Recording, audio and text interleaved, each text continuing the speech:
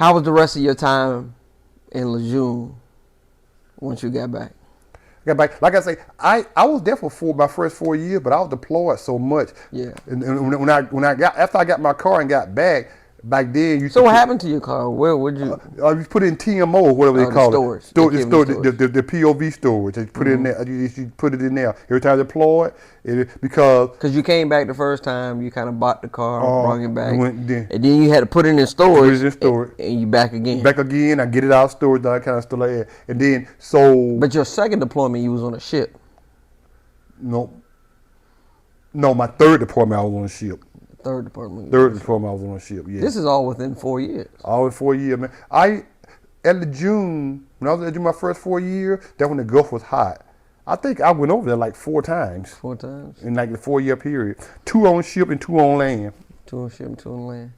And what made you re-enlist? I actually was enjoying myself. Oh, really? I didn't want to come back home. I was enjoying myself. That's when I made my 4 year. I made a late move to logistics. When it's time to re-enlist, I said I don't want to be a radio operator no more. I want to join. I want to change my MOS. I say what made you want to change your MOS? What made you want to change your job? I know what made me change my job. I went to the unit, the MSSG 22, and I went into the S4 shop, and there was some guys sitting there. I said, "What y'all do?" They say we inbox specialists. I said, "What you do?" He said, "Oh, we just load the ship and offload the ship and do that stuff." He said, "I say, and you sit in the office?" He said, "Yeah." He said, "But until we out there loading and doing stuff like that." He said, "And the MOS promote quick too." I said, "That's what I want to do." Because he was a sergeant, had only been in like 3 years. And what was your rank at the time? I was a corporal. I was a corporal. I had picked up corporal like 3.5 years. And I said, that's what I want to do. So I would put in a request and make a late move, and they approved it. Then they moved me they sent me to the battalion. I work in the battalion S4 then I'm sitting around there a couple of months, re-enlisted. Orders came in, 29 pounds. Because that's where you got to go back. No, that was your duty station. That's my duty station. So I had already been out there. I said, man, how'd you feel about them orders? I didn't like them at all. Well, what's wrong with 29 pounds? It's nothing that, man. 29. Let me tell you something. 29 pounds, man. 29 pounds, California. It have to grow on you. It's in the desert. Ain't nothing out there but the base. The base is out there by itself. When I say out there. So when they issued you orders, what went through your mind? You was like, I never forget. They said, "Hey, Moore, you got orders." Then I say, "Well, I got orders." They said, and one of the admin person say, "One F7." I said, "What the hell, 1F7?" I said, "What the hell, 1F7?" They gave me the MCC book, whatever they call it, MCC book. I went and looked it up. It said, First Battalion, 7th Marines, 29 Palms, California. I already knew what 29 Palms was. I went to MOS crew. Yeah. I like, you got to be kidding me. So not only was I going 29 Palms, I was going to an infantry unit too. I didn't like that, man. I didn't like, but you know, I actually drove from Lejeune 29 Palms. Okay. I drove. The maximum. I drove the maximum. So you get there, you check in. Was it worst duty station? How would you rate that duty station? Was it bad, good? You know, how would you? If I could rate duty station, I would say yes. The duty station was 29 Palms was the work because I just sure didn't like 20. It was just nothing to do, like nothing to do. Out from Palm Springs was an hour away. Los Angeles was 2 hours away. Las Vegas was 3 hours away. If you were to take that base, 29 Palms out of that city, it'll be a ghost town. It'd be like your hometown. Yes. and I was having flashback from that. That's not something I didn't want to do.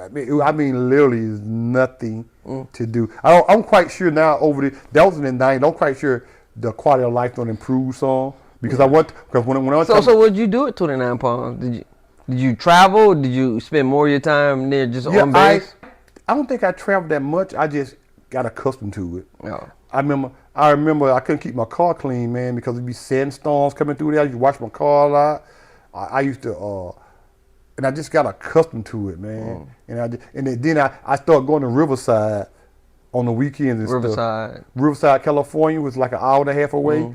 Where I found somebody put me on to March Air Force Base. You heard of March Air Force Base? March Air Force Base. Back then it was an active duty base where you could go there. It was an Air Force base where you could go there and get a room. It was like Space A, but I was always looking to get a room. You could get a room for like $12 a night. Nice rooms, man. I mean, nice rooms. I would stay in that area and go to Moreno Valley to the mall and all that type of stuff. When I got put on, that's when I started. So, but when you got there, were you a corporal at the time? I was a corporal at the time. Hold on, but logistics. Did you go to school for the logistics? Yes. I went to school. Where was school at? The school was only a couple of weeks long. Where was it at? It was in Little Creek, Virginia, up there about on a Navy base in Little Creek. That's so you left Lejeune. Went to Little Creek, Virginia, about Virginia Beach, Norfolk area. And I was on that. It was like a 3. Did you go back to North Carolina? No, I left straight from Little Creek, and I think I took a week of leave, and then I drove to 29 Palms. 29 Palms. I came to Atlanta, and then left from here and drove to 29 Palms. And then back then, what they call it when they give you all that advance pay for you? I think advance pay when you went to DLA when I get ready to travel there. I had a couple $1,000s in my pocket, man. I traveled. I just went on, man. Went on out there. Got out there. No girlfriends? Yeah, I had got married to this girl from Atlanta. Okay. But she never came to 29 Palms with me though. So when did you get? So this is my third marriage. Oh, so right now you're on your third marriage. My third marriage. First marriage. Yeah, I was married young, like 22, 23 years old. But when did you get married? Like, did you get married like when you graduated boot camp or? I think I had been in like I got married like my third year in June. Third year in June? Yeah. Did she ever come out there? She never came. She never left Atlanta. Stayed in Atlanta. Stayed in Atlanta. I told her I can't afford you to come out there. To be honest, I don't even know why I married her. It might have been for the BH. Oh. I don't really recall because it wasn't something that this my wife, I'm bringing her where I was at and all that kind of stuff, because she never came to where I was stationed at. Like, what made you marry her? I was dating. She was my girlfriend at the time, and I came home one weekend. You was dating before you joined the Marine Corps? I just thought, when I was in June, when I wasn't deployed or whatever, I used to drive from the June almost, picture on the 96s or sometimes regular weekend, just drive to Atlanta. Just leave. How long was the drive? That was like a 7-hour drive. It's about a 7-hour drive. I used to do it like with my eyes closed, man. I used to bring friends home sometimes. Hey, let's go to Atlanta for a weekend. And so I was dating her. I was dating her, and I don't know. I came home. We was on I don't know what it was, but I ended up being here on a weekday. I think we was on a 96. I don't know if it was a holiday or whatever the case may be. And went to the courthouse and just got married. I don't know what I did it for. And I remember taking the paperwork back and turning in the S1, pay increase and all that kind of stuff. But I never brought it to where I was at. And I never acted like I was married either. What do you mean by that? Well, I was married, but you know. I was enjoying life, man. I was young, man. So how long did y'all stay married for then? Legally, probably about 2 years. 2 years? Mm-hmm. Then y'all got divorced? Yeah, she divorced me. Oh, she divorced you? Yeah. Then she found out I wasn't serious about her. Oh, so she was trying to come with you. Yeah, I always made excuses. Oh, I didn't want to come. but she wanted to Because come. I was married, but back then I was still living in the barracks. Mm-hmm. I don't know. They didn't enforce it, or they just didn't question it. So, Yeah. so I was getting BH, and I was living in the barracks. I didn't want to move out in town and start paying rent and all that type of stuff. Mm. I didn't want to live in no base house. I didn't want to lose my BH and stuff. But she divorced you. Huh? Yeah, because she said I wasn't serious about her. How did you feel about that? It didn't bother me because I wasn't never around her anyway. I don't even know why I married her. I just dated. I don't know. Y'all didn't have no kids or nothing? No. Did you? She had 2 sons. I say was my sons, but they weren't mine. Well, so she already had They weren't 2 kids. biologically mine. Yeah. Oh, okay. So she already had 2 kids, Yeah. so it was something simple to walk away. Yeah. And So they never tried to make you pay child support or anything like that? One time, she called. Not child support. Once she called the unit one time. What unit? 29 Palm. 29 Palm? I don't know how the hell she got the numbers, man. She called, and the first sergeant called me to the office. He was a Hispanic first sergeant, had an accent too. They might have been Dominican or something like that. He said, "Mom," he said, we got an interesting phone call today. She said, your wife said she ain't talked to you in a month and a half. He said, what's going on with that? I don't know what I told him and stuff. She said, yeah, she ain't receiving no support from you. Man, that damn first sergeant made me send that damn girl $1,000. Oh, right then. Right then and there. I had bring her money order back to her, receipt back to her. I was resent for them. Of her? Well, yeah. Cause how he explained to me was, the BH ain't for you, it's for your family. Mm. So, but you only gave her that payment at one time? I think I started sending money, helping her out here and there. Yeah. But at that time I wasn't sending her nothing. That was the first time. And then I think I had verbal agreement, nothing written in stone that I had to start. I just to stop her from calling again. Mm. And I think I started sending her a couple of dollars a month or something like that. Oh, wow. Because they expressed to me, BH is not for you, it's for your family. For your family. And so, and he said, first started told me, if I call you back in here again, it's not going to be nice because you abusing the system or something like that. Yeah. So did you get a divorce from her before you left 29 Palm, yes. Mm. So when I left 29 Palm, that's when I went to Quantico. Quantico, Virginia. Quantico, Virginia. Quantico, my best duty station. Hold on. Let me get this right. So you was in 29 Palms from when to when? I was in 29 Palms from 94 to 98. 94 to 98. And then from 98 to 2002, I was in Quantico. 2002 was in Quantico. Wow, we was in Quantico at the same time. 2002, I was in Quantico from 98 to 2002. I was right there. You was over there at that HMX right there across the bridge right there. When you come across the bridge coming back, on the left-hand side where you turn, I was special purpose mag tail right there in the little building. On the warfighting lab. That's all I was at, Marine Corps Warfighting Lab. A Marine Corps Warfighting Lab the whole time I was there. So how was life in Quantico? I love Quantico. I loved Quantico. What made Quantico? You know something? You know why I love Quantico at the time? Because I had joined the Marine Corps in Lejeune, doing all that deployment. Stationed out in 29 Palm for 4 years with an infantry unit, stayed in the field all the time. When I went to Quantico, I was on a non-deployable base, man. I just loved it. I didn't deploy, do nothing. We did training exercise but we went TAD, man, but we got paid for. We stayed at Marine Corps Warfighting Lab. What we did was any new equipment that the Marine Corps want to implement or bring in, like what's those helicopters name? What V something 22 or something like that. Ospreys. Ospreys.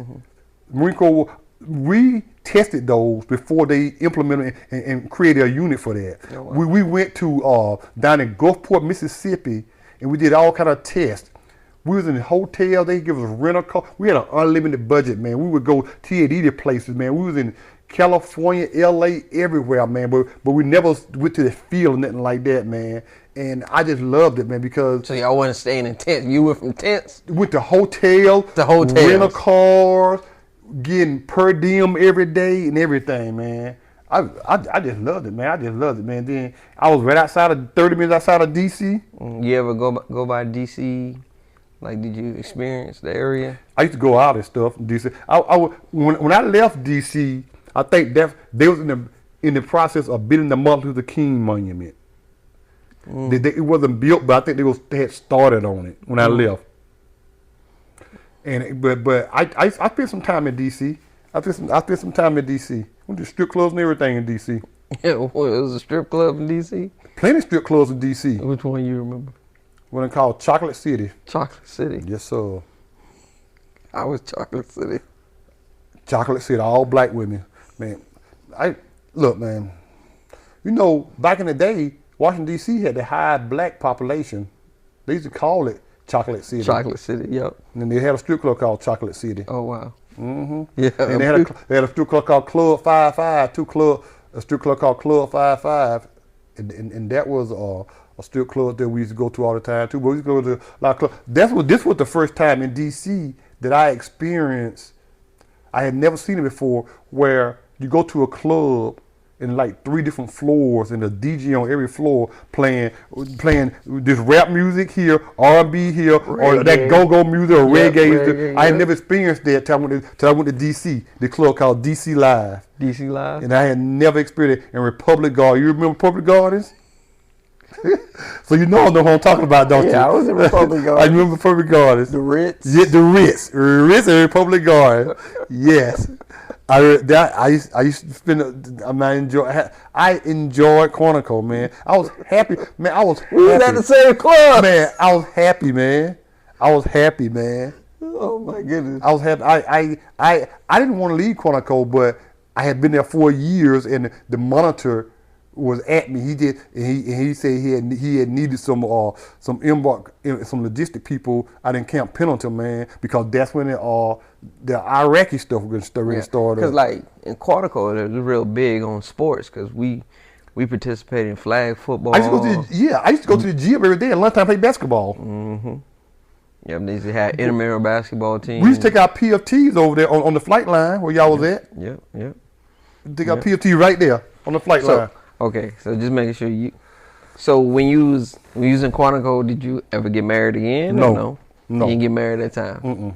So 4 years of Quantico, no marriage. No marriage. Okay.